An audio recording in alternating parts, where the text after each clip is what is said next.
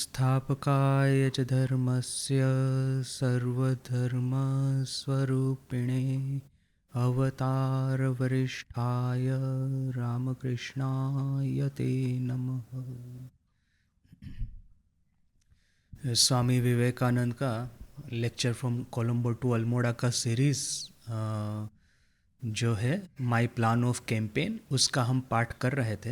तो कल हमने देखा कि किस तरह से ये स्लाइड्स जो है मैंने डेवलप किया है एआई में डाल करके। पूरा जो lecture from Colombo to Almora के जितने भी लेक्चर है सब एक साथ में मैंने नोटबुक एलएम में डाल दिए हैं। तो उसमें से उसने ये 15 स्लाइड का एक समरी बनाया है। तो ऑलरेडी हमने देखा कि किस तरह से कि सर्वप्रथम तो स्वामी जी को मानपत्र दिया गया, उसका यहाँ पे वो प्रथम स्लाइड उसके बारे में है। और स्वामी जी क्या कहते हैं कि जो मानपत्र के उत्तर में कि मुझे जो सम्मान मिला है, देखिए कि विदेश में जिस तरह से एक सेनापति को एक युद्ध, ये जो जनरल आजकल की लैंग्वेज में जनरल ना फील्ड मार्शल, ये जो सब होते हैं 2 नंबरी फील्ड मार्शल हमने देखा रिसेंटली, तो इस तरह के किसी को नहीं मिला है। भारत में जो सम्मान मिला है हमारी ये जो आध्यात्मिक परंपरा है उसके अनुसार एक सन्यासी को सम्मान मिला है। तो यह बात स्वामी जी ने कल कही और ये भी कहा कि religion is the backbone of the national life in India. तो यह कल हमने देख लिया। फिर एक स्लाइड 3 नंबर की स्लाइड हमने क्या देखा, इंडिया इज द पुण्य भूमि the land of spirituality. Bharat जो है वो आध्यात्मिकता की धरती है। यहाँ पे सर्वप्रथम आध्यात्मिकता भारत में डेवलप हुई है और यहाँ से ही पूरे विश्व में फैली है।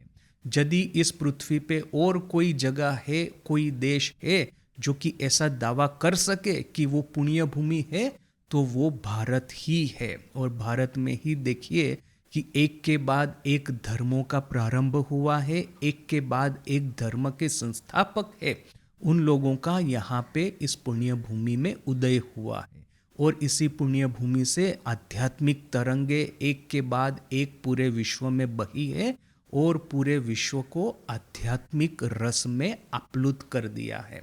तो वो एक हमने देखा। और फिर क्या देखा कि विदेशी आइडियाज़ जब कहीं जाते हैं, अब जैसे कि ये जो इंग्लिश एपोलॉजिस्ट ऐसा कहते हैं, यानी कि ये ब्रिटिश राज की प्रशंसा करने वाले अपने ही कुछ देशी लोग, तो वे लोग क्या कहते हैं कि ब्रिटिशर लोग भारत में आए तो हमको रेल रोड मिला, तो रेल अदरवाइज तो इंडिया में रेलवे आता ही नहीं। वे लोग ब्रिटिशर लोग ये है रेलवे है, फिर ये टेलीग्राम है, ये वगैरह इंडिया में लेके आए। तो अच्छा ठीक है, मैंने मॉडर्न टेक्नोलॉजी तो आनी ही चाहिए, किंतु ये रेलवे लाने में हमको कितने लोगों का कत्ले आम हुआ, कितनी खून की नदियाँ बही, वो भी तो सामने देखना है ना। कि मॉडर्न टेक्नोलॉजी ब्रिटेन यहाँ भारत में लाया तो उसके सामने उसने कत्लेआम अत्याचार भी कितना किया। तो किंतु भारत का देखिए कि ये जीव ब्रह्म ऐक्य, यह जो एक रेवोल्यूशनरी आइडिया है, वो आइडिया जब पूरे विश्व में फैला है तो सामने शांति और पीछे से आशीर्वाद ही गया है। हमने अपने देवताओं को किसी देश के ऊपर में बिठाने के लिए लोगों का कत्लेआम नहीं किया, नहीं उनको इस तरह का चॉइस दिया कि हमारे ईश्वर को पसंद करो, आराधना करो, वरना तुम्हारा गला काट देंगे। इस तरह का पगलापन जो है हम हिंदुओं ने कभी किया नहीं है।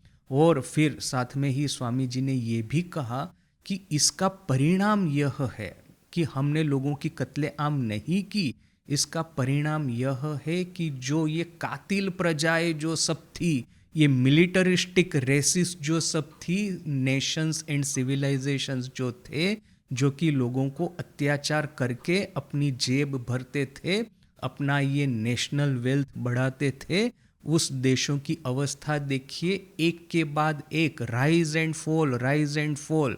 ये कभी ग्रीस उठा तो ग्रीस पटक गया जमीन के ऊपर में, फिर ये रोम उठा, कहीं जाके रोम का भी सफाया हो गया, फिर ये पोर्टुगल और स्पेन उठे, वो भी गए, फिर ये फ्रांस की बारी आई, ब्रिटेन की बारी आई, अभी देखिए वे लोग भी डाउन है, अभी आज अमेरिका की बारी चल रही है।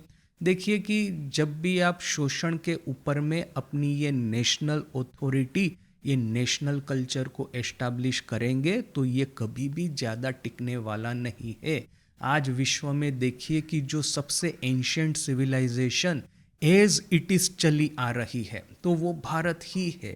इजिप्ट भी बहुत पुराना देश है, किंतु देखिए कि फेरोज के समय का जो कल्चर और ट्रेडिशन और लैंग्वेज, वो सब कब का ख़त्म हो गया, जब ये पहले तो ग्रीक लोगों ने अटैक किया और इसके बाद में ये इस्लाम आया। ये चाइना में भी देखिए कि ये कन्फ्यूशियस कल्चर, बुद्धिस्ट कल्चर वैसे है तो बहुत पुराना, किंतु अभी ये लोग मार्क्सिज्म लेके रह रहे हैं। तो उन लोगों ने भी, और ये जो बीच में एक कल्चरल रेवोल्यूशन नामक एक पागलपन चला था वहाँ पे, ये जितने भी नेशनल ट्रेजर्स थे, ये नेशनल जितने भी आइकॉन्स थे, ये कल्चरल आइकॉन्स सबको जैसे कि डिमोलिश कर दिया था। उनको ऐसा लगा कि ये कल्चर ही जो है हमारा, ये हजारों साल पुराना कल्चर जो कि हमको डेवलप नहीं होने देता, अर्थात कि ये कल्चर और कल्चर के जो वहन करने वाले हैं, ये साधु संत, ये बुद्धिस्ट भिक्षु वगैरह, उनकी कत्लेआम करो। ये जितने कन्फ्यूशियस स्कॉलर है उन सबको जेल में डाल दो, उन लोगों के ऊपर में टॉर्चर करो, तब कहीं जाकर के पूरा देश को जला दो, पुराने कल्चर को जला दो और इस राख में से एक नया मॉडर्न कल्चर डेवलप करेंगे। इस तरह का उन्होंने किया है। अभी देखिए कि मटेरियल प्रोस्पेरिटी तो आ गई है, किंतु हृदय जितना पहले की तरह ही खाली ही है। तो यह एक उनका प्रॉब्लम है। जापान में भी देखिए कि मेइजी रिस्टोरेशन वो वहाँ पे एक बार हुआ था 18th सेंचुरी में, उसमें भी उन्होंने काफ़ी हद तक पुराने कल्चर को हटा करके मॉडर्नाइज करने का प्रयास किया है। जापान में चाइना की तरह पागलपन, कल्चरल रेवोल्यूशन वगैरह नहीं हुआ, तो वो एक आप कह सकते हैं कि अभी भी पुरानी सभ्यता है जापान में। किंतु पुरानी बोल करके कितनी, 1001 साल, इससे ज़्यादा कहाँ होगी। जबकि भारत की सभ्यता आप देखिए कि एटलीस्ट 10,000 साल तक तो आप इजीली ट्रेस कर सकते हैं। तो इतना पुराना सभ्यता होने के बावजूद ये जो सभ्यता के जो मानदंड है, सभ्यता की जो कोर वैल्यूज है, वो अभी तक एज इट इज चली आ रही है। यानी कि in terms of civilization we have attained near इमोर्टालिटी।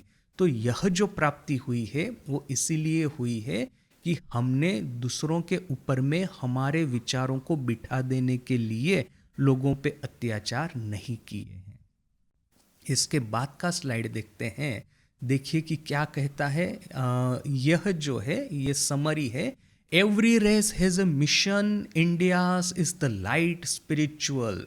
ये जितने भी देश है, जितने भी प्रजातियां है, जितनी भी सिविलाइजेशन है, उन सबका एक मिशन रहता है। अर्थात देखिए ये एक बहुत ही प्रोफाउंड स्टेटमेंट है इस अर्थ में कि आप देखिए कि हम लोग मनुष्य जन्म का पर्पस क्या है, इस प्रश्न का उत्तर हम उपनिषद में प्राप्त करते हैं कि हाँ, मनुष्य जन्म धारण किया है तो हमको ईश्वर प्राप्ति करनी है या ब्रह्म ज्ञान प्राप्त करना है, ब्रह्म साक्षात्कार करना है।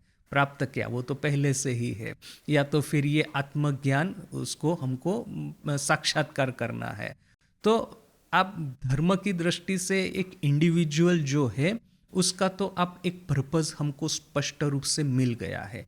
किंतु यहाँ पे देखिए कि स्वामी जी एक बिल्कुल ही नया कॉन्सेप्ट हमारे सामने खड़ा करते हैं कि एक सिविलाइजेशन का भी एक मिशन होता है। जिस तरह से एक इंडिविजुअल का मिशन है जो कि हमारे उपनिषदों में दर्शाया गया है, वैसे ही एक सिविलाइजेशन का भी मिशन होता है।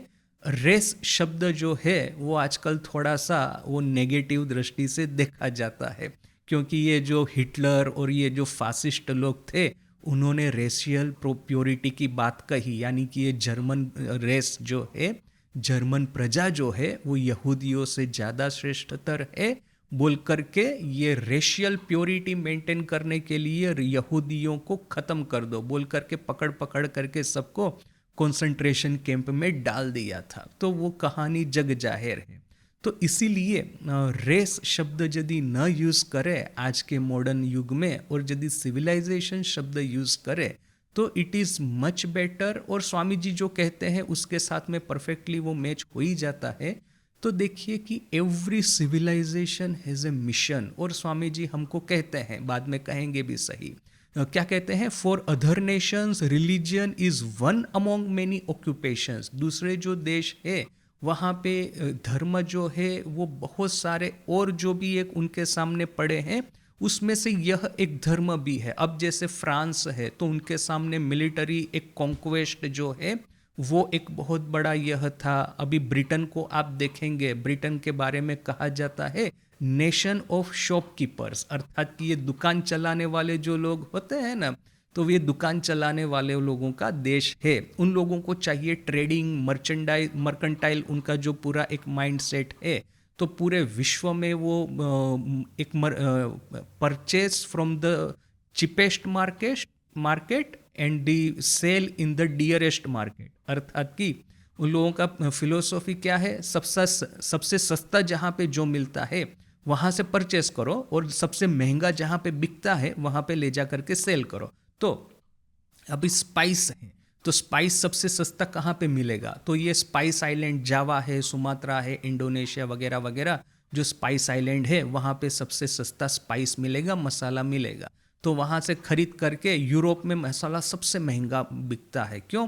क्योंकि वहाँ पे मसाला उत्पन्न नहीं होता। तो वहाँ पे जाके स्पाइस को सेल करो और बीच में से प्रॉफिट कमा लो। अभी सिल्क है तो इंडिया है, चाइना है, वहाँ पे बहुत ही सस्ते में बहुत ही हाई क्वालिटी सिल्क मिल जाएगा। तो अभी उसको यूरोप में लाओ जहाँ पे सिल्क बनता नहीं है, सिल्क बनाने की ये जो स्किल है वो अभी डेवलप नहीं हुई है, तो वहाँ पे ले आ करके सिल्क को सेल करो तो सबसे ज़्यादा पैसा मिलेगा और बीच में से प्रॉफिट ले लेना है। तो ये आप कहेंगे कि ये ब्रिटिश लोगों का एक माइंडसेट है। अमेरिकन लोगों का देखिए कि मैन्युफैक्चरिंग के प्रति उन लोगों का बहुत बड़ा है। एक्चुअली ये जो अमेरिकन सिविल वॉर हुई थी, बहुत सारे लोग कहते हैं कि नॉर्दर्न अमेरिका जो है उन लोगों के हृदय में बहुत बड़ा एक क्या कहेंगे दया का उद्भव हुआ, और ये सदर्न अमेरिका है जहाँ पे ये बड़े बड़े कॉटन प्लांटेशन थे और जहाँ पे ये काले गुलामों को रखा गया था, ये ब्लैक स्लेव्स को, तो उन लोगों को गुलामी से मुक्त करने के लिए उन्होंने सिविल वॉर किया। किंतु देखिए ये स्कूल में आपको यह सब पढ़ाएंगे, किंतु फैक्ट यदि देखें थोड़ा सा तो क्या है, नॉर्दर्न अमेरिका जो है वहाँ पे क्या था कि ये बड़ी बड़ी फैक्ट्रीज चलती थी और फैक्ट्रीज में आपको स्लेव की ज़रूरत नहीं है क्योंकि ये मशीन ही काम करेंगे। तो फिर क्या है, जहाँ पे स्लेव होते हैं उस टाइप का इकोनॉमी और ये जो मैन्युफैक्चरिंग इकोनॉमी है, इन दोनों के बीच में एक नेचुरल कंपटीशन होता ही होता है। तो ये कंपटीशन ने ही आखिर में युद्ध का स्वरूप धारण कर लिया था कि यदि ये स्लेव्स को हटाया जाए तो हमारा प्रॉफिट मैक्सिमाइजेशन होगा। ऐसा ये नॉर्दर्न ये जो मैन्युफैक्चरिंग वाले फैक्ट्री वाले सोच के बैठे थे। तो देखिए कि वहाँ का एक है कि मैन्युफैक्चरिंग हमारा एक मिशन है, यहाँ पे प्रॉफिट मेकिंग हमारा एक मिशन है, यहाँ पे पॉलिटिकल कॉन्क्वेस्ट अपना एक मिशन है। तो every civilization, every nation has its own mission, किंतु भारत का जो मिशन है यहाँ पे इट इज़ लाइट स्पिरिचुअल। अभी ये लाइट स्पिरिचुअल शब्द एआई ने खोजा है और देखिए कि यहाँ पे ये पिक्चर भी कितना सुंदर दिया है। तो देखिए कि भारत का जो मिशन है पूरे विश्व में आध्यात्मिकता का फैलावा करना है। और हाउ दिस मैचेस, देखिए हम लोगों ने जो ऑलरेडी ये फ्रेमवर्क जो बनाया है कि ठाकुर बेसिकली एग्जेम्पलीफाइज हमारी जो आध्यात्मिक साधना जो है, एक इंडिविजुअल आध्यात्मिक साधना जो कि ईश्वर प्राप्ति के लिए, ब्रह्म साक्षात्कार के लिए जो है, उसको एग्जेम्पलीफाई करते हैं ठाकुर। और फिर जो अपना एक कम्युनिटी लाइफ है, कम्युनिटी लाइफ को एग्जेम्पलीफाई करती है कम्युनिटी लाइफ के आइडियल्स और वैल्यूज़ जो है उसको एस्टैब्लिश करती है माँ शारदा। और ये जो सिविलाइजेशनल अंडरस्टैंडिंग है on the large scale of history, on the global scale of human civilization, क्या वैल्यूज़ है, क्या आइडियाज़ है, क्या अंडर करंट्स है, क्या थीम है, क्या विस्डम है, किस तरह से सिविलाइजेशन राइज होती है, किस तरह से सिविलाइजेशन का बर्थ होता है, किस तरह से सिविलाइजेशन डेवलप होती है, और क्या होता है, कौन सी दुर्घटना होती है कि जिसकी वजह से सिविलाइजेशन जो है उसमें धीरे धीरे करके डिटेरियोरेशन, करप्शन और आखिर में डिस्ट्रक्शन आकर के खड़ा होता है। ये जो सिविलाइजेशनल डायनेमिक्स है वो हमको स्वामी जी समझाते हैं। तो यहाँ पे देखिए कि जब हम इतनी सारी सिविलाइजेशंस को देखेंगे तो उसमें और प्रत्येक सिविलाइजेशन का एक एम होना चाहिए, वो एक एम को फुलफिल करनी चाहिए। अब देखिए कि मनुष्य का जीवन भी जो महत जीवन होते हैं उसमें कोई ना कोई एक हायर एम्बिशन होता है। अब जैसे कि रविंद्रनाथ टैगोर है तो कवित्वमय उनका जीवन था, जीवन का एक बहुत बड़ा उनका कंट्रीब्यूशन था कि ये पोएटिक्स जो है और ये जो फिलोसॉफी है इस फील्ड में उन्होंने कंट्रीब्यूट किया था। ये अल्बर्ट आइंस्टाइन है, उसका इतना बड़ा कंट्रीब्यूशन था। अभी हजारों साइंटिस्ट है इस जगत में। यहाँ पे मैं आजकल स्कूल कॉलेज में जाना होता है तो मैं बहुत सारी ये अंडर ग्रेजुएट स्टूडेंट को देखता हूँ। अभी प्रत्येक कॉलेज में आप देखेंगे कि मिनिमम 1000-2000 स्टूडेंट होंगे। अभी इन लोगों का नाम भी हमने कभी सुना नहीं है, ना ही कभी सुनने वाले हैं। क्यों?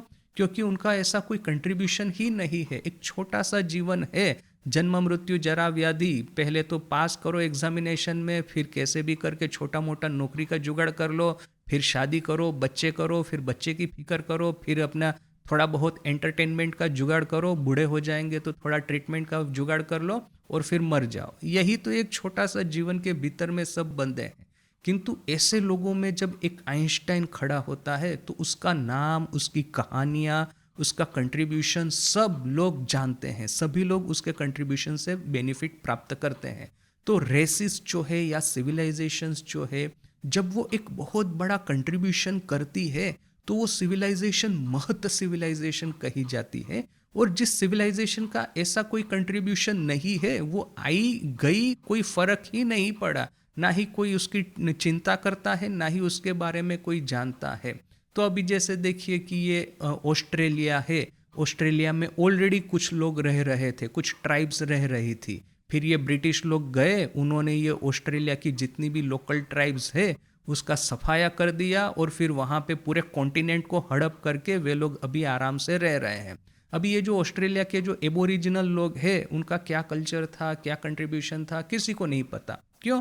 क्योंकि उन्होंने ऐसा हायर लेवल पे कुछ कंट्रीब्यूशन किया ही नहीं, या तो फिर किया होगा और हमको पता नहीं है, वॉटेवर। किंतु अभी जैसे देखिए फ्रांस है, जर्मनी है, या तो फिर ये रशिया है, या तो फिर ये इजिप्ट है, ना कि ये टर्की है, ना कि ये ईरान है, उस समय का पर्शिया, यह सब देश जो है इसके बारे में हमको पता है, उन्होंने क्या कंट्रीब्यूट किया है वो भी हमको पता है।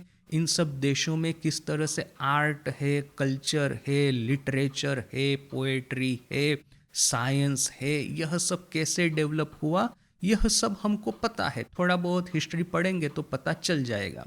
तो जो कंट्री जो है जितना ज़्यादा कंट्रीब्यूट करता है उतना ही, अब जैसे ग्रीस देखिए, पूरा आप यूरोप का हिस्ट्री पढ़ेंगे, जितने भी आइडियाज़ है सभी हिस्टोरियन, सभी फिलोसोफर, सभी साइंटिस्ट अपने आइडियाज़ को ग्रीस तक ट्रेस करने का प्रयास करेंगे। डेमोक्रेसी कहाँ से आया तो वो ग्रीस में स्टार्ट हुआ। अभी ये जो मॉडर्न फिजिक्स जो है उसका प्रारंभ कहाँ से हुआ तो ये एरिस्टोटल के राइटिंग्स में उसका बहुत सारा कुछ हमको आरंभ देखने को मिलता है। ये कोई भी आप मॉडर्न फील्ड ले लीजिए, सभी लोग कहेंगे, उसका हिस्ट्री पढ़ने का प्रयास करेंगे तो सभी लोग ग्रीस से प्रारंभ करेंगे। क्यों?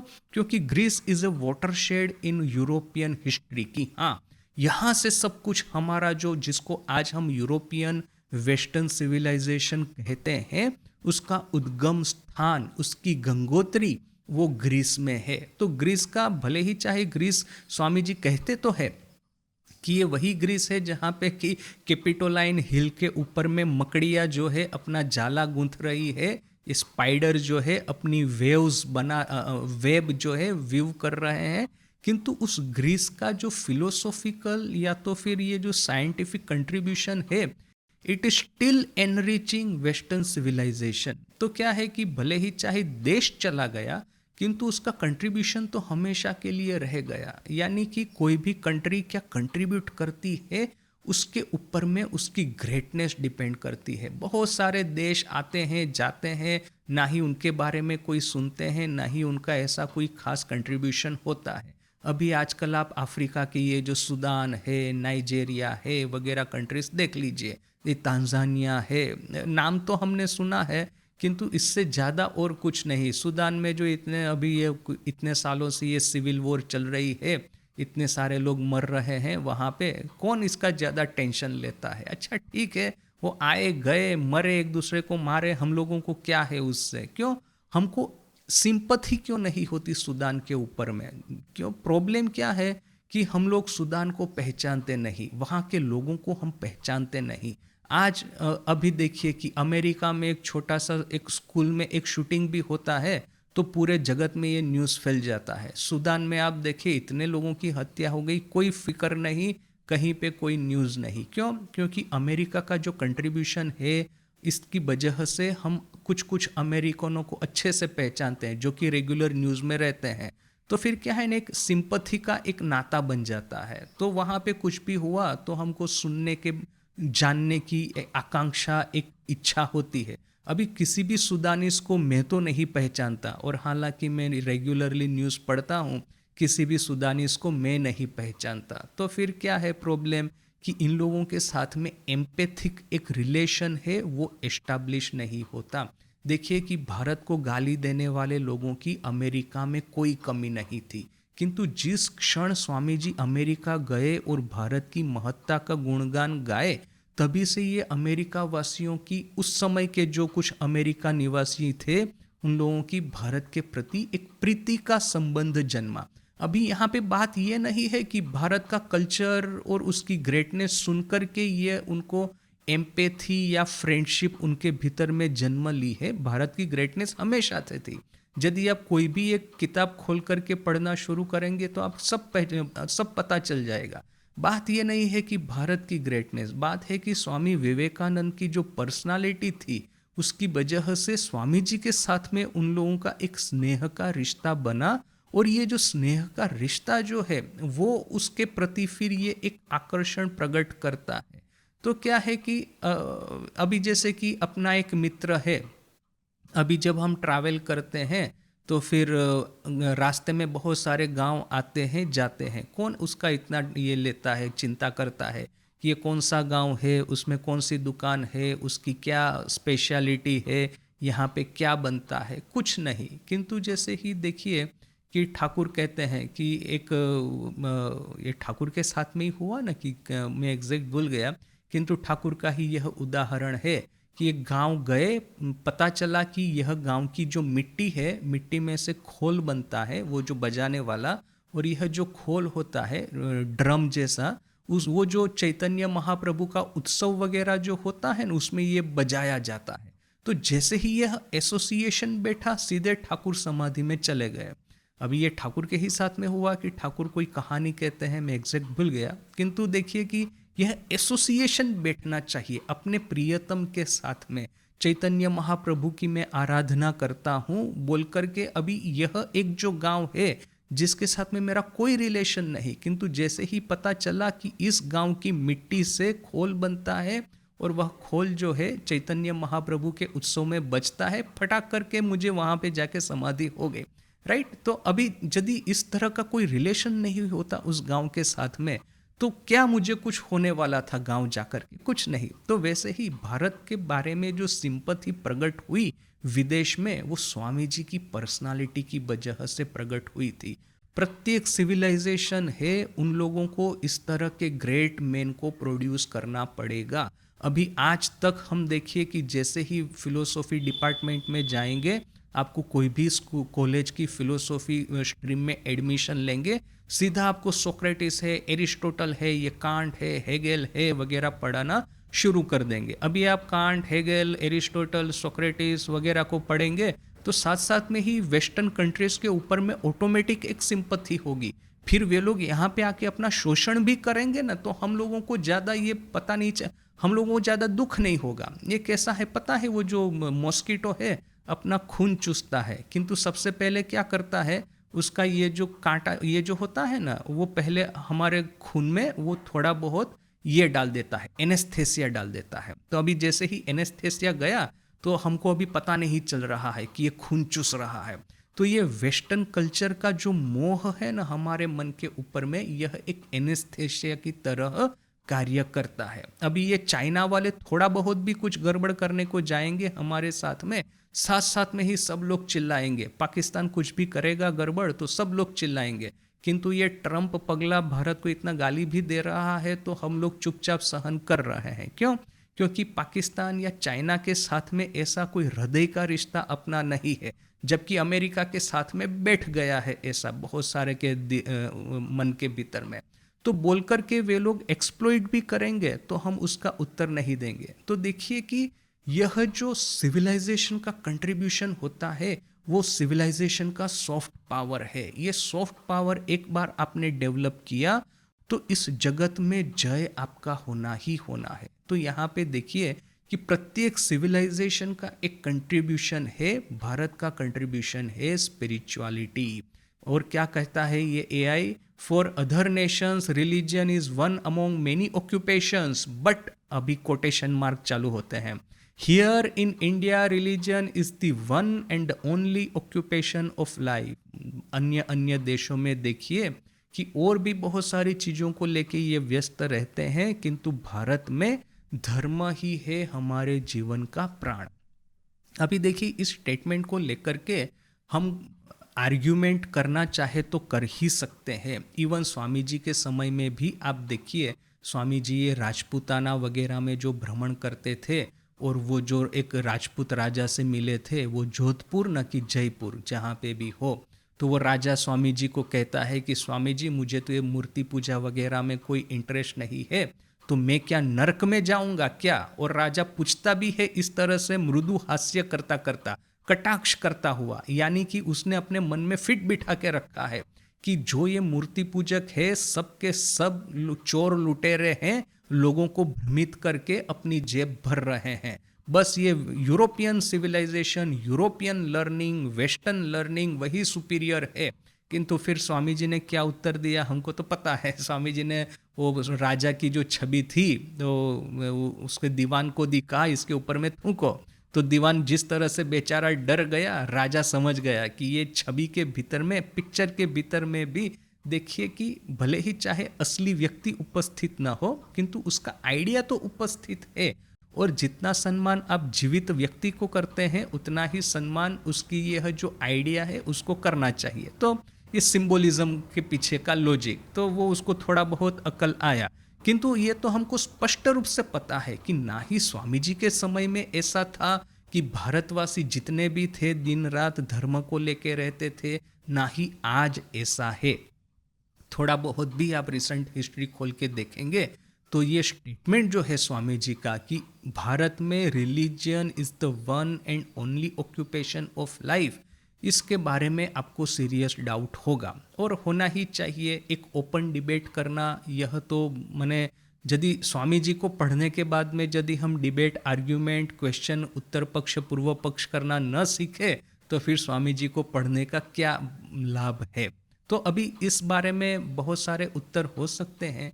मेरा पर्सनल ऐसा मानना है कि देखिए कि अब जैसे कि मान लीजिए नमक है, आप जो भी खाना खाते हैं सभी खाने में थोड़ा बहुत तो नमक आता ही है। वो चाहे राइस हो, न कि चाहे सब्जी हो, न कि चाहे दाल हो, न कि जैसे यहाँ साउथ इंडिया में ये रसम बनता है, न कि ये कुछ भी बनता है। जो भी खाना होता है उसमें थोड़ा बहुत तो नमक डाला ही जाता है। तो अभी जो कि ऐसा कहेंगे कि ये लोग सिर्फ नमक खाते हैं या तो फिर कहेंगे कि सभी चीज़ों में नमक खाते हैं, तो इसका अर्थ ये थोड़ी ना है कि एक्चुअली नमक का इतना बड़ा बोल भर करके आप चम्मच से नमक खा रहे हैं। नहीं, बात ऐसी है कि नमक जो है सभी चीज़ों में डला है और इतना चपटी भर नमक भी जो होता है ना, टेस्ट को पूरा ट्रांसफॉर्म कर देता है।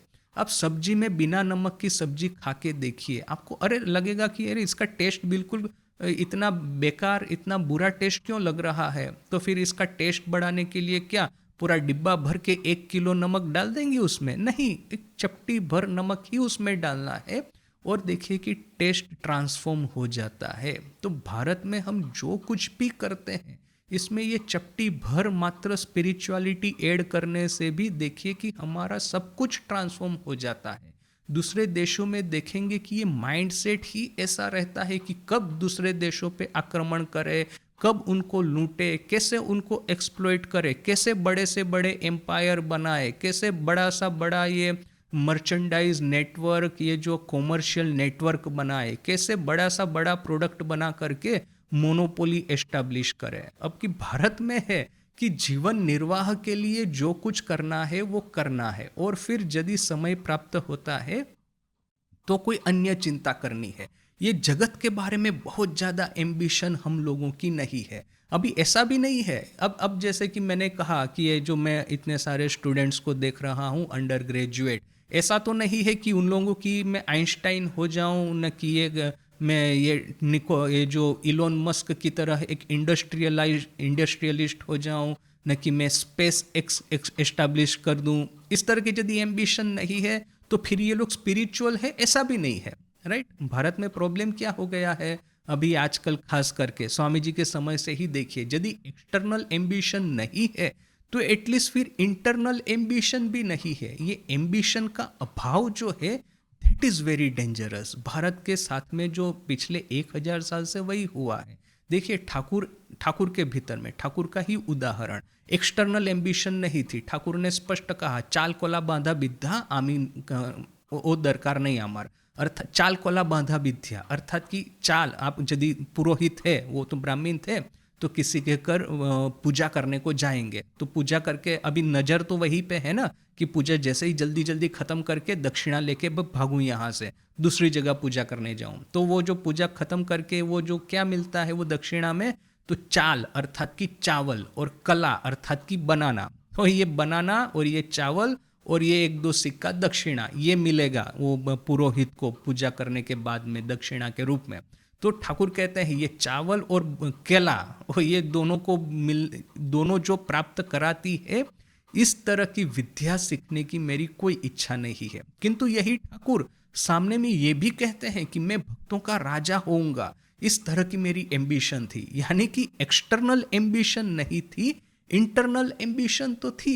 स्वामी जी का ही वो जो स्ट्रगल है काशीपुर के दिनों के समय का, कि कैसे भी करके निर्विकल्प समाधि, कैसे भी करके जीवन का जो सर्वोच्च तत्व है उसको प्राप्त करने की कामना, वासना, इच्छा, वो तो उनमें इतना स्ट्रांग था, बोल करके ही उन्होंने काशीपुर में ही निर्विकल्प समाधि प्राप्त कर ली थी। तो क्या है कि एक्सटर्नल एम्बिशन नहीं है तो किंतु एटलीस्ट इंटरनल एम्बिशन है।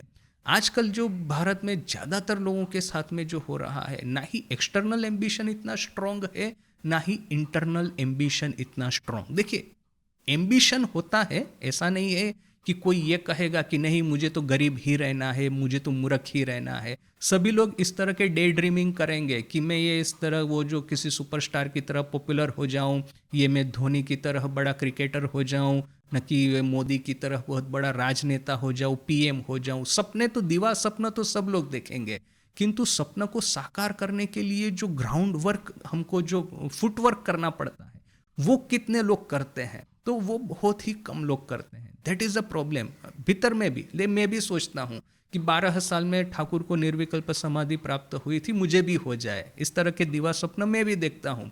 किंतु ठाकुर ने जो प्रचंड परिश्रम किया है, वो उस तरह का परिश्रम करने की कैपेसिटी या तो फिर वो जो क्या कहेंगे कैपेबिलिटी, वो मेरे में है ही नहीं। राइट। तो क्या है कि दिवा स्वप्न सब लोग देखते हैं, किंतु उसके लिए जो फुटवर्क करना चाहिए, वो फुटवर्क करने की कैपेसिटी बहुत कम लोगों में होती है। वहाँ पे विदेश में क्या है कि एक्सटर्नल जो ड्रीम्स है, उनके जगत के बारे में जो एम्बिशन है, उसको माने उसको सफल बनाने के लिए वे लोग फुटवर्क करते हैं, परिश्रम करते हैं, सफल होते हैं। भारत में क्या है कि सभी चीज़ों में हमने एक तरह का संयम बरता है, चाहे पॉलिटिकल पावर हो, न कि चाहे मिलिट्री पावर हो, न कि चाहे इकोनॉमिक पावर हो। देखिए ये जो एशियन टाइगर जिसको कहते हैं हम, ये कोरिया है, न जापान है, न सिंगापुर है, न कि ताइवान है, और अभी लेटेस्ट जो है ये चाइना है। तो पर एनम 20% जीडीपी ग्रोथ उन लोगों का हो रहा था, एक समय था 10 to 20%। और परिणाम आज ये है कि उनका जो पर कैपिटा इनकम है वो यूरोपियन कंट्रीज से भी ज़्यादा है, चाइना को छोड़ करके बाकी के जो एशियन टाइगर्स है उनका। और फिर बाद में चाइना ने भी इसी रास्ते पे आगे बढ़ा। भारत में जो है इस तरह का एम्बिशन ये नेशनल लेवल पे था ही नहीं। कैसे भी करके एक पागल की तरह एक स्क्रिजोफेनिक सोशलिस्ट स्टेट बना करके रखना है, वहाँ पे सभी चीज़ों का लाइसेंस होगा। जस्ट कल ही मैं जा रहा था रास्ते में कहीं पे गाड़ी में बैठ के, तो किसी हमारे जो एक डिवोटी थे उन्होंने बोला कि महाराज मैं जब स्टूडेंट था तो ये मार्केट था ना, पूरा ब्लैक मार्केट था यहाँ पे। तो ये है ना सी पोर्ट है यहाँ पे, तो बहुत सारी शिप में क्या होता है कि ये विदेश से, उस समय की बात है, वो स्टूडेंट थे, वो अभी तो रिटायर हो गए हैं, वो स्टूडेंट होंगे एटलीस्ट आज से 40-50 साल पहले की बात। तो उस समय क्या था कि ये जितना भी इलेक्ट्रॉनिक्स आता है जापान से वो ड्यूटी फ्री। अभी आप ड्यूटी कितना था, 200%, 300%, 500% इलेक्ट्रॉनिक्स आइटम के ऊपर में इतना ड्यूटी था। तो वे लोग क्या करेंगे कि कोस्ट गार्ड ने कि जो भी है उन लोगों के साथ में समझौता करके कि जो भी है वो 2 नंबरी स्मगलिंग करके कैसे भी करके ये विशाखापट्टनम में घुसा देंगे, वो मार्केट में सेल करेंगे। अभी जैसे कि देखिए आइटम तो वैसे महंगी है, किंतु उसके ऊपर में 500% न कि इतना ड्यूटी डालेंगे तो कितना और महंगा हो जाएगा। यानी कि duty free item 2 number smuggle की हुई, उसको लेने के लिए बहुत सारे लोग इस मार्केट में आते थे।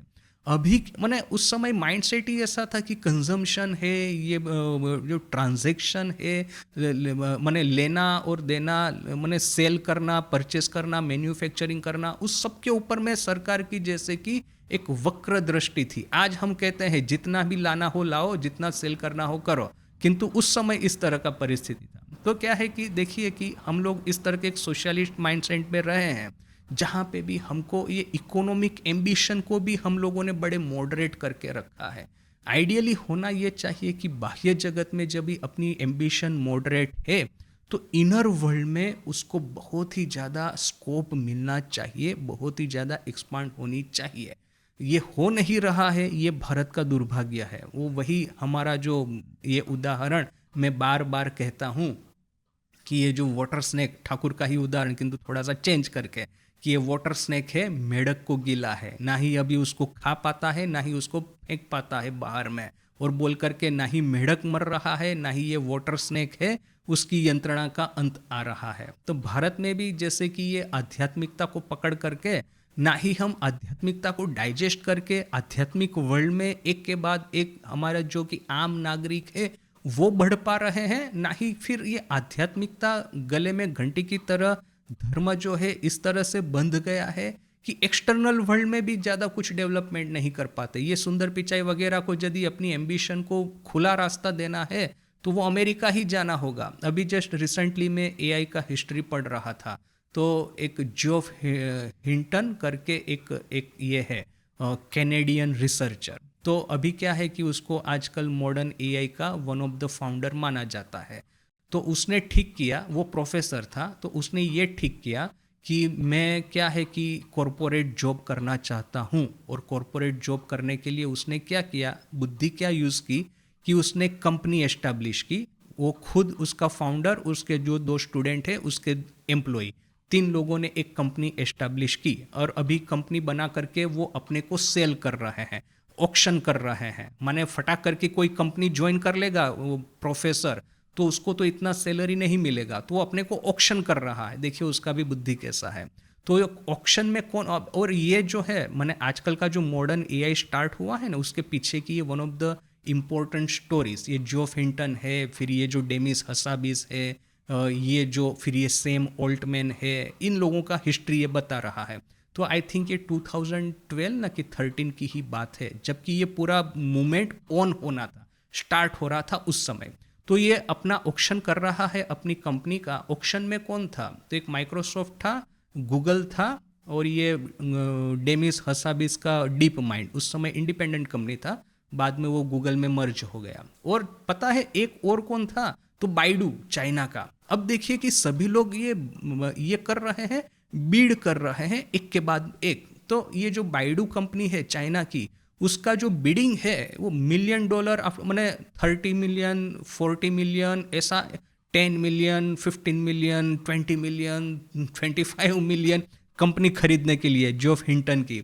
तो वो बिडिंग करते ही जा रहे और बाइडू ने भी ठीक करके रखा है। देखिए कि भविष्य जो है और वो एआई के बेस पे होने वाला है, और ये एआई का बहुत ही पावरफुल रिसर्चर है, कैसे भी करके उसको अपनी कंपनी में लाना है। तो उसके जो एग्जीक्यूटिव है जो बिडिंग कर रहे हैं, उसको ऑर्डर हुआ है कि कैसे भी करके जो अपनी जो अमाउंट है वो कम नहीं होनी चाहिए, कैसे भी करके उसको खरीदो उसकी कंपनी को, और कैनेडियन रिसर्चर को अपने यहाँ पे बुलाओ चाइना में। तो ठीक है, तो आखिर में माइक्रोसॉफ्ट निकल गया फाइनल बिडिंग में से, 40 मिलियन न कि ऐसा सब गया तब। और उसके बाद में है ये गूगल है और ये बाइडू है, दोनों बिडिंग करते ही जा रहे। आई थिंक 44 मिलियन पे आके बात अटकी, और बाइडू तो खत्म नहीं करने वाला है, वो बिडिंग में से निकलने नहीं वाला है, ठीक करके रखा है कि इसको लेना ही लेना है। किंतु ये जो रिसर्चर है, प्रोफेसर, उसने सोचा कि मुझे चाइना नहीं जाना है, मुझे अमेरिका में ही रहना है। तो बोल करके फिर उसने बिडिंग टर्मिनेट कर दिया, और फिर ये गूगल को अपनी कंपनी बेच दी, और वो गूगल में आके काम कर रहा है। अभी देखिए कि हम लोग भारत के बारे में ऐसा सोच ही नहीं सकते। मैंने अभी कुछ रिसेंट कुछ आर्टिकल पढ़े, तो उसमें लिखा है कि देखिए कि भारत में अपनी खुद की प्रोडक्ट बनाए, इस तरह की टैलेंट की कोई कमी नहीं, किंतु हमने हमेशा से अपनी एम्बिशन जो है ना उसको इस तरह से काट करके रखा है, अपनी एम्बिशन को इस तरह से पंगु बना करके रखा है कि ये वेस्टर्न कंट्रीज के लिए हम लोग बैक ऑफिस का काम करेंगे। ये जो क्लार्क बनाने वाली सिस्टम वो अपने डीएनए में इस तरह से घुस गई है कि वो क्लार्क ही रहना है, हमको अपनी प्रोडक्ट डेवलप करके अपना मार्केट शेयर नहीं डेवलप करना है। पता नहीं ये कहाँ से ये आया। माने ये हम आज मैकोले को गाली दे रहे हैं, तो सिर्फ मैकोले को गाली देने से भी नहीं चलेगा। देखिए भारत में ये जो धर्म है या आध्यात्मिकता है, उसने हमेशा से अपनी एम्बिशन जो है ना, एक्सटर्नल एम्बिशन, इसको एक तरह से लिमिट करके रखा ही रखा है। इस बात को हम डिनाई नहीं कर सकते। प्रॉब्लम क्या है पता है, जब पहले के युग में भले ही चाहे हमारी एक्सटर्नल एम्बिशन लिमिटेड थी, इंटरनल एम्बिशन जो थी हमारी बड़ी ही स्ट्रांग थी, एग्जेम्पलीफाइड बाय श्री रामकृष्ण। कि देखिए कि अंतर जगत में एक के बाद एक सोपान सर करके, एक के बाद एक युद्ध में विजय प्राप्त करके हम लोगों ने सर्वोच्च जो प्राप्ति है मनुष्य जीवन की वो प्राप्त की है। तो वो एक हमेशा के लिए हमारा था। किंतु देखिए कि हाउ इज इट पॉसिबल कि हम लोग वो भी हार गए और ये भी हार गए। माया मिली न राम, ऐसा कहते हैं ना आजकल। मैंने रिसेंटली भारत के साथ में ऐसा होता आ रहा है। एक्सटर्नल एम्बिशन कभी थी ही नहीं, और वो होने भी नहीं वाली है इतनी इजीली। किंतु जो इनर एम्बिशन थी, जो कि एक्सटर्नल जो लैक ऑफ एम्बिशन को कंपनसेट करती थी, वो भी जैसे कि अपने हाथ से जाने को बैठी है, विच इज़ वेरी डेंजरस। हमको इनर एम्बिशन जो है उसको डेवलप करना ही होगा। और देखिए कि आप यदि कहेंगे कि फ़ायदा क्या है, माने आध्यात्मिक जगत में प्रोग्रेस करने का फ़ायदा क्या है, तो देखिए कि फ़ायदा तो वैसे बहुत सारा है। आप यदि एज ए साइंटिस्ट कोई नई डिस्कवरी करना चाहते हैं, तो आप डिस्कवरी कैसे करेंगे? ऐसा तो नहीं है ना कि वो कोई किताब खोल करके पढ़ना शुरू कर देंगे। वो तो आपको बहुत ही मेहनत करके नए नए आइडियाज़ को खोजना होगा। अभी देखिए कि आप इनर डेवलपमेंट कर रहे हैं, तो आपका सुपर कॉन्शियसनेस का दरवाज़ा खुल जाता है, और फिर वहाँ से जो नए नए आइडियाज़ प्रकट होना शुरू होते हैं। You can be A superstar in physics, chemistry, biology, modern science, modern technology. ये जो इनोवेशन, ये क्रिएटिविटी और इनोवेशन, यही तो आज के युग का असल है। देखिए ये जो अमेरिका और सोवियत यूनियन, इन दोनों के बीच में जो कोल्ड वॉर चल रही थी, अमेरिका आसानी से जीत गया, सोवियत यूनियन हार गया। क्यों? क्योंकि अमेरिकन कॉलेजेस में फ्रीडम है, freedom of thinking, freedom of expression, freedom of action. तो यह है बोल करके ये जो पूरा डिजिटल रेवोल्यूशन वहाँ पे आया, ये जो सॉफ्टवेयर और कंप्यूटिंग सिस्टम्स वहाँ पे डेवलप हुई, तो उनकी इकोनॉमी इतना पावरफुली बढ़ना आगे शुरू हुई कि सोवियत यूनियन की जो पुरानी इकोनॉमी थी 1940s के माइंडसेट वाली, कि जूते बनाने की फैक्ट्री है तो इस फैक्ट्री को कोटा दे दिया गया है वो पोलिट ब्यूरो की ओर से, वो 5 ईयर जो प्लान होता है ना उसकी ओर से, कि आपको 1 लाख जूते बनाने हैं। फिर ये नहीं सोचना है कि जूते का कलर क्या होगा, साइज क्या होगी, जूते का कौन सेल कहाँ पे करेंगे, मार्केटिंग कैसे होगा, किसके पैर में क्या जूता फिट होगा, कुछ नहीं, कोटा फुलफिल करना है। तो ये कोटा फुलफिल वाली जो एक माने एक स्टूपिड इकोनॉमी, उसके बेस पे सोवियत यूनियन खड़ा था। और कहाँ ये अमेरिका की स्मार्ट इकोनॉमी, एक के बाद एक प्रोग्रामिंग लैंग्वेज डेवलप हो रही है, एक के बाद एक ये जो माइक्रो प्रोसेसर आर्किटेक्चर डेवलप हो रहा है, एक के बाद एक ये जो कंप्यूटिंग साइंस जो है डेवलपमेंट हो रही है, तो अमेरिका आसानी से वो जीत गया। तो आज देखिए कि भारत के पास में दैट अपॉर्चुनिटी इज देयर। भले ही चाहे हमारी एक्सटर्नल एम्बिशन मॉडरेट हो, इनर एम्बिशन तो हमारी यदि होगी तो फिर ये जो सुपर कॉन्शियसनेस का दरवाजा खुलेगा, उसमें से ये जो क्रिएटिविटी और इनोवेशन जो जन्म लेंगे, it will propel us to the number 1 position in the world if we can manage this. Problem यहाँ पे ही है। स्वामी जी ने एक बार कहा है कि देखिए कि बहुत बार आप सोचेंगे कि ये धर्म जो है क्या हमारे गले में, एग्जैक्टली इसी तरह की बात स्वामी जी करते हैं कि हमारे गले में एक घंटी का पत्थर बन करके रह गया है कि जो कि हमको डुबाए जा रहा है भवसागर में, तो क्या इसको छोड़ करके और कुछ करना आसान मने, और कोई जो गोल होता है जीवन का, सिविलाइजेशन का, क्या उसको हम इस्तेमाल न करें, क्या उसको हम एक्सेप्ट न करें? किंतु स्वामी जी कहते हैं देखिए कि 10,000 साल से तो धर्म ही हमारा उद्देश्य रहा है। आप चाहे कुछ भी कर लीजिए, इस बात को इस समय अभी आपको आपकी सिविलाइजेशन जो है उसका मोड़ घुमा करके नए रास्ते पे ले जाना संभव नहीं है। आपको धर्म के ही रास्ते पे चलना होगा। हजारों हजारों सालों से हमारे जो पुरखे हैं, हमारे जो पूर्वज है, हमारे जो ऋषि मुनि है, उन्होंने यह निर्णय लिया हुआ है। और यह निर्णय को आप 1-2 दिन में, 1-2 साल में, 1-2 सेंचुरीज में चेंज नहीं कर सकते हैं। अभी ये जो रास्ता बना है उसी के ऊपर में आपको चलना है। किंतु फिर वही बात है कि देखिए कि we can make this path successful also, यदि हम ये अपनी इनर गेट जो है, इनर गेटवेज जो है उसको ओपन करें। और इसके लिए सबसे माने आवश्यक है कि योग और वेदांत दोनों को बचपन से ही स्कूलों में पढ़ाया जाए। तभी कहीं जाकर के ये जो स्टूडेंट है वो ग्रेजुएट होगा, तब कहीं जाकर के उसके हाथ में यह स्पिरिचुअल पावर होगा कि वो जो सुपर कॉन्शियस के दरवाजे ओपन करके यह जो नए नए आइडियाज़ है, he can make it come to life and he can build a career upon it. That is the only way forward for India. The western ploughman knows politics, the Indian ploughman knows religion. ये जो western किसान है उसको पता है कि politics क्या है, ये इंडियन किसान जो है उसको पता है धर्म क्या है। स्वामी जी की फेमस कहानी कि देखिए कि आप भारत में किसी किसान को भी, गरीब से गरीब आदमी को भी पूछेंगे धर्म क्या है उसके बारे में, तो वो कहेगा कि उसके सर पे जो तिलक लगा है वो तिलक का क्या अर्थ है। तो मैंने वो धर्म इतना डीपली भारत में प्रवेश किया है। जबकि स्वामी जी कहते हैं कि ये जो वेस्टर्न गरीब लोग होते हैं ना, दे आर लाइक डेविल्स। माने भारतीय जो गरीब होता है ना उसमें फिर भी एक दिव्यता की आभा आपको दिख जाएगी, किंतु western poor people are like devil. क्यों? क्योंकि मटेरियल प्रॉस्पेरिटी नहीं है, तो फिर क्या चीज है जो कि उनको कल्चर देती है? कुछ नहीं। धर्म सिर्फ ऊपर ऊपर से है, क्रिश्चियनिटी का वो ऐसा जो डेप्थ ऐसा कुछ नहीं है। The poor person are like devil in the western world. तो यहाँ पे स्वामी जी को पैराफ्रेज करके एआई ने ये सेंटेंस बनाया। उसके बाद में ये कोटेशन में स्वामी जी का है, that shows the way the wind blows where the national life is. इसकी वजह से हमको पता चलता है कि कौन सी दिशा में पवन बह रहा है, कहाँ पे हमारी नेशनल लाइफ है। इसके बाद में और भी बहुत है जो कि अभी हम नेक्स्ट क्लास में लेंगे। ओम शांति शांति शांति। हरि ओम तत्सत। श्री राम कृष्णार्पणमस्तु।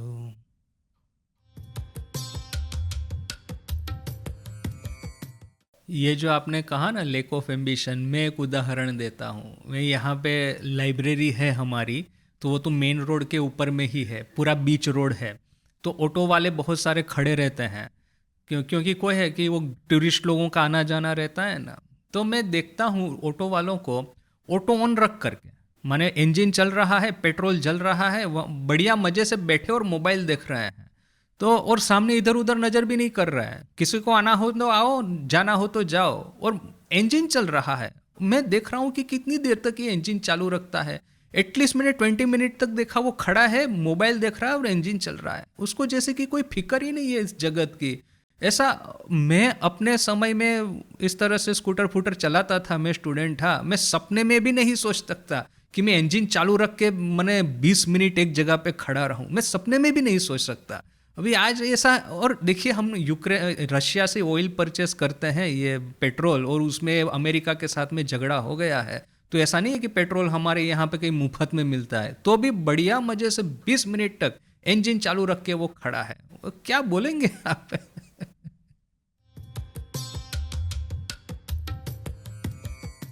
एक्चुअली ये जो क्वेश्चन है ना कि हमारी एम्बिशन कैसे बढ़ाई जाए, तो देखिए कि इसके बारे में अब जैसे कि आर्नोल्ड टोयनबी का जो स्टडी ऑफ हिस्ट्री है, उसने कोई 30+ सिविलाइजेशन का स्टडी किया है, जहाँ से तक का अपने पास में रिकॉर्ड है कि how civilization rises, how civilization is born, how civilization develops, how civilization deteriorates and ultimately it is destroyed.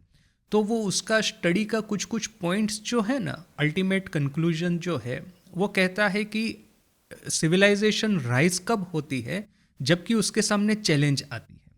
और चैलेंज दो टाइप की आती है, एक तो मैनेजेबल चैलेंज होती है, एक तो है अनमैनेजेबल चैलेंज होती है। अब जैसे कि अब छोटा सा देश है, जैसे कि ये आप ले लीजिए Ukraine.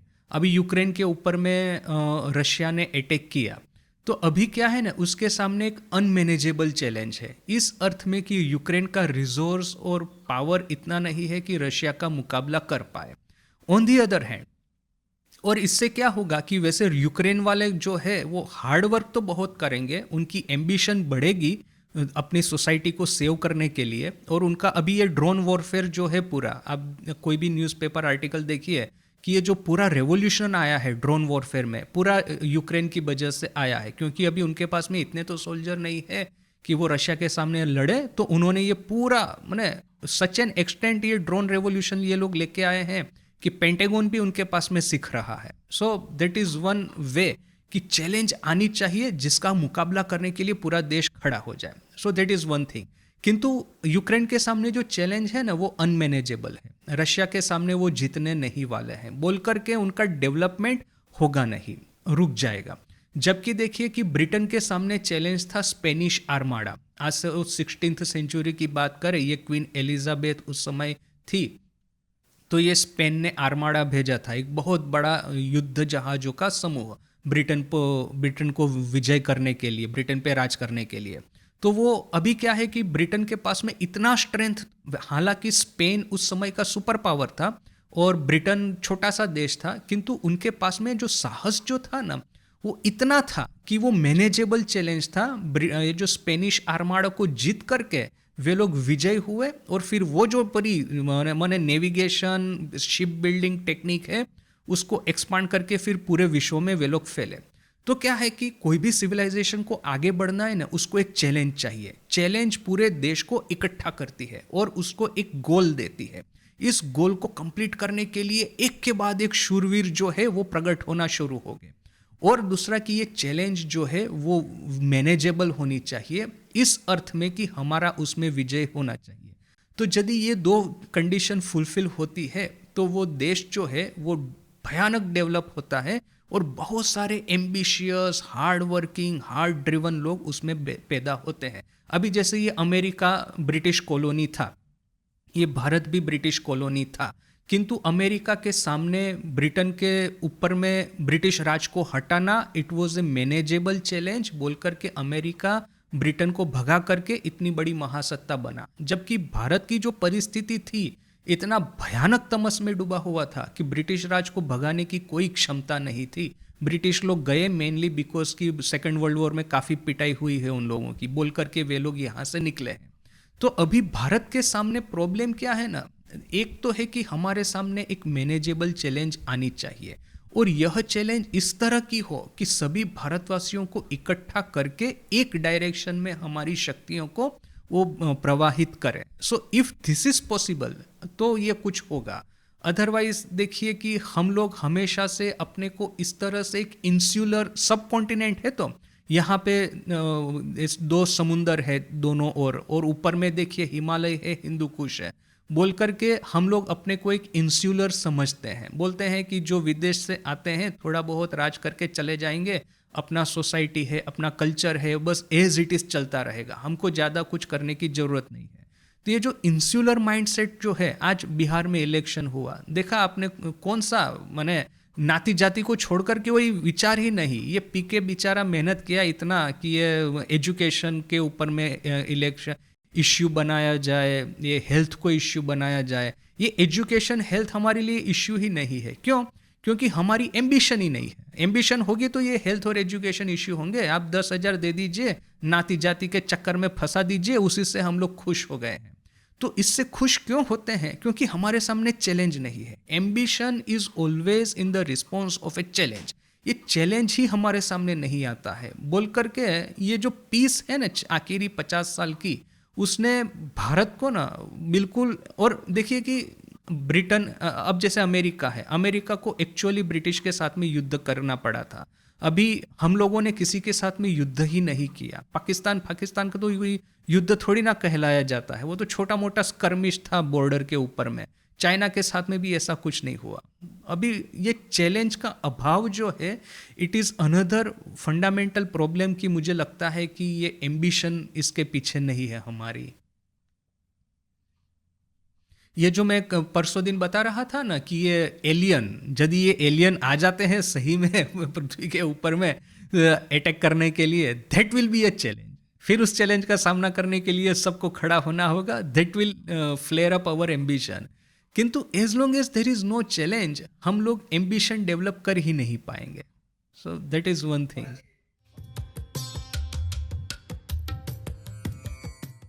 I don't think if faith is related to ambition.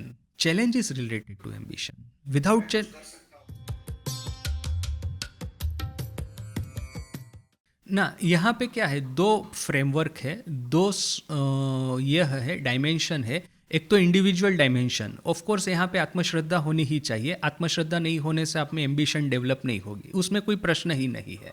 किंतु एक इकोसिस्टम भी होना चाहिए with in which you can apply this आत्मश्रद्धा योर एम्बिशन। अभी यही इलोन मस्क साउथ अफ्रीका में कुछ नहीं कर पाएगा, क्योंकि साउथ अफ्रीका में वो इकोसिस्टम ही नहीं है। ये इलोन मस्क हो ना कि सुंदर पिचाई हो ना कि ये सत्य नडेला हो, देखिए कि उन सबको वो इकोसिस्टम चाहिए विच थ्रीव्स ऑन चैलेंज एंड रिस्पॉन्स, जो कि ना ही भारत में है ना ही साउथ अफ्रीका में है। सो अल्टीमेटली तो हमको इकोसिस्टम खड़ी करनी होगी।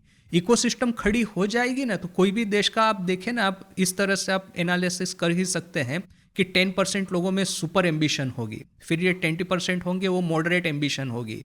तो इस तरह का आप वो पिरामिड स्ट्रक्चर आप कोई भी देश में मिलेगा, इवन श्रीलंका में भी मिलेगा, पाकिस्तान अफगानिस्तान में भी मिलेगा।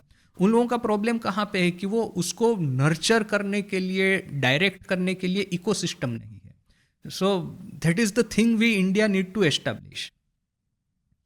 We have to have a challenge before us, and in order to respond this challenge, we need to establish this ecosystem.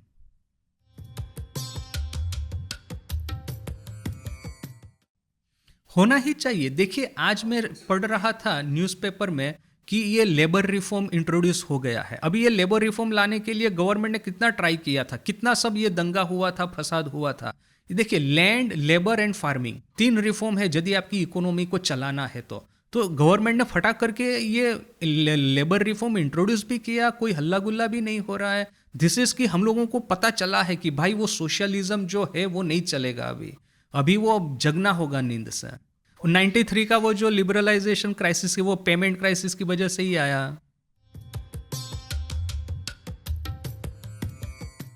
देखिए इंडिया का एक प्रॉब्लम क्या है ना, हमारा साइज इतना बड़ा है ना कि हम लोगों को चैलेंज लगता ही नहीं है। अब पंजाब में कुछ हो रहा है तो पंजाब वाले जाने, इसको मुझे क्या है। नॉर्थ ईस्ट में जो चल रहा है नॉर्थ ईस्ट वाले जाने, वो पाकिस्तान की बॉर्डर पे चल रहा है तो वे लोग जाने। मुझे कुछ टच ही नहीं करता क्राइसिस। मेरे पर्सनल लेवल पे बहुत सारी क्राइसिस है, किंतु नेशनल क्राइसिस ना मुझे टच ही नहीं करती। यदि एक मिडिल क्लास एजुकेटेड एक वेल सेटल्ड फैमिली में से मैं आता हूँ तो ये क्राइसिस मुझे टच ही नहीं की। हमने पूरा इंडिया का मॉडर्न, मैंने इंडिपेंडेंट इंडिया का हिस्ट्री देख लीजिए, ऐसा कोई भी क्राइसिस नहीं जो कि हमको टच किया हो मैंने personally. So that is one biggest challenge for us. अब जैसे अमेरिका में है ये स्पुटनिक, रशिया ने स्पुटनिक छोड़ा, फर्स्ट सैटेलाइट, तो उसको जो शॉक लगा, पूरा एजुकेशन सिस्टम को अपसाइड डाउन कर दिया। आप जब स्पुतनिक शॉक बोल के सर्च करेंगे, पता चलेगा कि अमेरिका का जो मॉडर्न टेक्नोलॉजिकल डेवलपमेंट है वो लगा शॉक कि हाँ वे लोग ऐसा कर रहे हैं तो हमको कुछ करना पड़ेगा। इंडिया का प्रॉब्लम है, पाकिस्तान जैसा पागल शत्रु बैठा है, वो हल्ला तो बहुत करेगा, तो हमको सीरियस चैलेंज करने की उसकी क्षमता नहीं।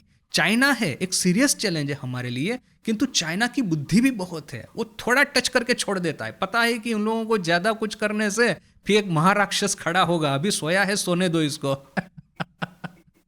ना किंतु देखिए, मान लीजिए इंडिविजुअल लाइफ में स्पिरिचुअल एम्बिशन हमारी बढ़े न बढ़े, ऐसा हमेशा होगा। देखिए 10% हाईएस्ट एम्बिशन वाले होंगे, 20% मॉडरेट और 70% इधर उधर।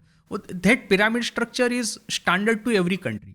प्रश्न क्या है, कंट्री डेवलप होता है उसकी इकोसिस्टम से, माने सिविलाइजेशनल स्केल फ्रेमवर्क क्या है। आज वही इंडियन जो कि इंडिया में वो बजाज स्कूटर चलाता है, वहां जाके वो सीईओ फीओ हो जाता है, मल्टी बिलियनियर हो जाता है। वो अरविंद श्रीनिवासन ना, कि कौन वो परप्लेक्सिटी का वो जो है, वो इंडिया में रहता तो थोड़ी हमने सरप्राइजिंगली आज का एआई बूम जो है उसके पीछे में जो फंडामेंटल पेपर है, attention is all you need, उसका लीड ऑथर जो है वो तो इंडियन है। अभी वो इंडिया में रहता तो क्या कर पाता, कुछ नहीं कर पाता। वहां पे उसका गूगल इकोसिस्टम मिला तो उसने इतना सब कुछ करके दिखाया, राइट। तो कोई भी, अरे देखिए ना, ईरान के इंजीनियर अमेरिका में वो कहीं ये बोल दिया कि ईरान से लोगों को इमिग्रेट मैंने H1B वीजा पे नहीं लेना है, वहां पे हल्ला चालू हो गया कि ईरान की एजुकेशन सिस्टम इतनी अच्छी है कि हमको ईरानियन इंजीनियर के बिना नहीं चलेगा। आज हमको लगता है ईरान तो कंप्लीटली खत्म हो गया देश है, उन्हें वो इकोनॉमी है, पॉलिटिकल सिस्टम में कंप्लीटली करप्ट हो गई है। इसके बावजूद अमेरिकन कंपनियां ईरानियन इंजीनियर को हायर करने के लिए लाइन लगा के खड़ी है।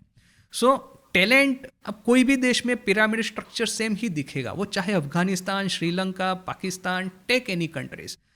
डेवलप देश तभी होता है जब वो इकोसिस्टम और कॉन्स्टिट्यूशनल फ्रेमवर्क वो सब तगड़ा होता है, तब वो और फिर अब देखिए ना कि इमिग्रेशन है, लोग इसे ही कंट्री में इमिग्रेट करना पसंद करेंगे, हाईएस्ट टैलेंट जो होती है कि जहाँ पे आपको ये इकोसिस्टम मिले। इंडिया का प्रॉब्लम, स्वामी जी का रिलेवेंस कहाँ पे आता है कि इंडिविजुअल स्पिरिचुअलिटी के ऊपर में जो हजारों सालों से अपना फोकस रहा है, तो Swami ji transcends that and says that same spiritual principle you can apply in order to develop this national framework. This is Swami ji's beauty, real contribution. आत्मनो मोक्षार्थम जगत हिताय च, right. Energy equals mass into square of speed of light. So ये equation जो है, एक और है एनर्जी, दूसरा है mass and square of speed of light. तो आत्मनो मोक्षार्थम करेंगे, जगत हिताय च करेंगे तो आत्मनो मोक्षार्थम, both are two sides of the same coin. So perfect equation Swami ji ने दिया है हमको।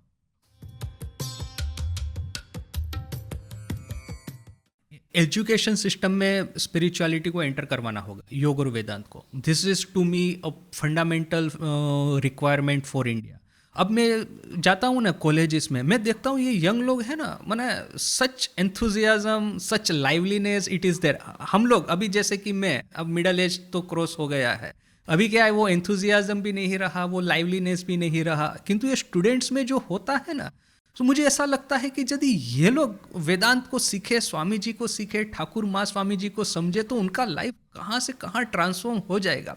Because they have that liveliness, उन लोगों में ये है कि वो लोग अब जो कॉन्सेप्ट समझने में हमको 10 घंटे लगेंगे, मैंने घंटों में स्टडी करता रहूँ, ये लोग फटाफट करके उठा लेंगे। बिकॉज कि क्या है कि ब्रेन का डेवलपमेंट जो होता है ना, अप टू 18 ईयर होता है, क्योंकि बच्चे का ब्रेन का साइज छोटा होता है और एक एडल्ट का ब्रेन एक होता है, तो वो डेवलपमेंट अप टू 18 ईयर्स तक चलता रहता है। उस समय जो ब्रेन का मास जो है वो जब इंक्रीज होता है, दैट टाइम उसका जो लर्निंग कैपेसिटी होता है ना, वो एडल्ट से 10 गुना ज़्यादा होता है। सो एट दैट एज हम उनको योग और वेदांत सिखाए, ठाकुर माँ स्वामी जी सिखाए, तो ये लोग, मैंने आपको बताया था ना कि लिमड़ी में मैं वो गदाधर प्रोजेक्ट वो चलता था हमारा, तो मैं एक स्कूल में जाता था। तो स्कूल में बच्चे हैं फर्स्ट स्टैंडर्ड से लेकर के बने 5th स्टैंडर्ड तक के, तो उनको मैं ठाकुर माँ स्वामी जी की कहानी बताता था, और उन लोगों में जो उत्साह, जो एक सीखने की इच्छा, मुझे इतना दुख होता था कि यही मैं एक कर पाऊंगा, इससे ज़्यादा मैं कुछ नहीं कर पा रहा हूँ। That was the greatest regret at that time in my life.